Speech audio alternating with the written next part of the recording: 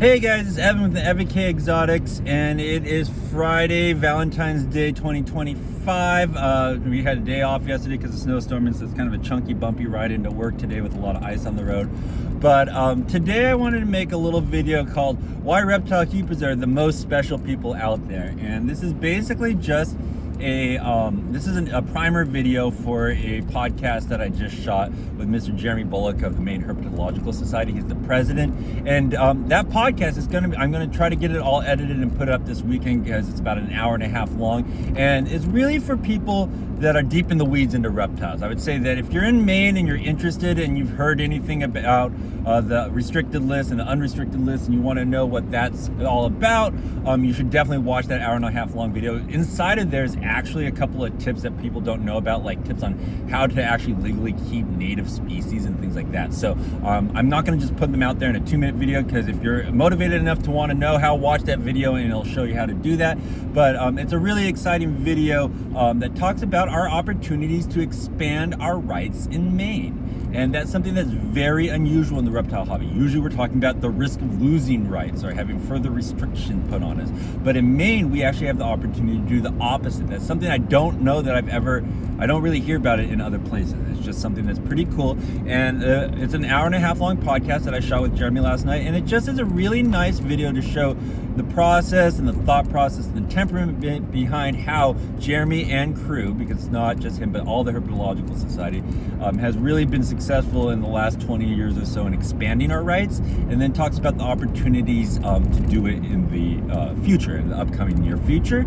And so that's just something really exciting. I think it's also a good roadmap or prototype for other people who might want to advocate for themselves on their state legislature level. So that's just something I tell you. But the reason this video is talking about why reptile keepers are like the most special or super special is just something that Jeremy and I talked about last night off camera, and we really should have put it in the podcast. And it's just something that I think really just showed how well Jeremy understood how to approach this situation, and it just shows how savvy he has been in expanding our rights and advocating for us. And it's something that I don't think people really fully understand, and it didn't really I did not really even think about this until he put it to me this way. But Jeremy said, as reptile keepers, we are trying to expand our rights and lobbying at the state level. We are the definition of a special interest group. And if you look up online, the definition of a special interest group in terms of politics is a group of people who have a shared interest that is not common, and they are going to seek special privileges or rights through political lobbying. And that's what we are. And so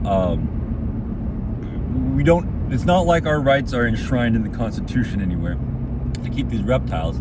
And so we need to make sure that we are comporting ourselves in a way that makes us worthy of these privileges. But the other piece that I thought Jeremy was really smart in pointing out is that when you're talking about the people that hold the power to decide on what reptiles are added to the list, they are the people that sit across on the other side of the table from us when we're asking for an expansion.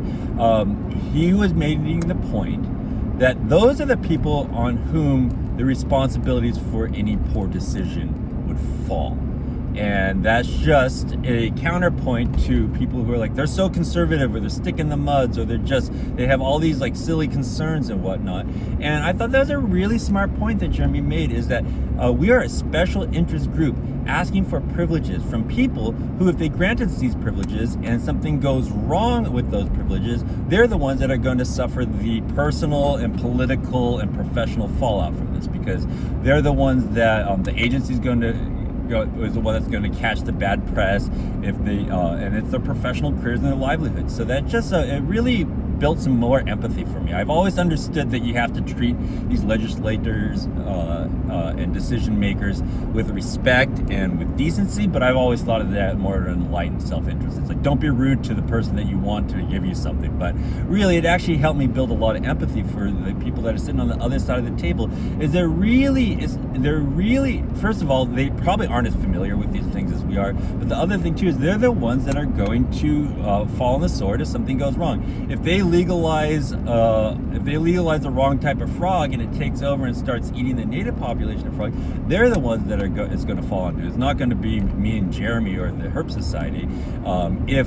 If they legalize an animal and then it injures somebody, then they're the ones that are going to get all the questions and that type of stuff. So that was just something that was it didn't come out in the podcast, and so I wanted to prime that podcast, which I'm releasing this weekend with this video, to make that point, and also just to let you guys know that you should be on the lookout, because this weekend I'm going to be posting an 1.5 hour long Zoom meeting with Jeremy from the Maine Herpetological Society, and it's a really, really deep dive. It's probably the best content that the layperson will be able to access about what's happening in Maine and what's happening about with our possibility to expand these laws. So that's just what I will tell you, especially if you're in Maine, especially if you're in the Northeast Serpentarium. It's a Facebook group.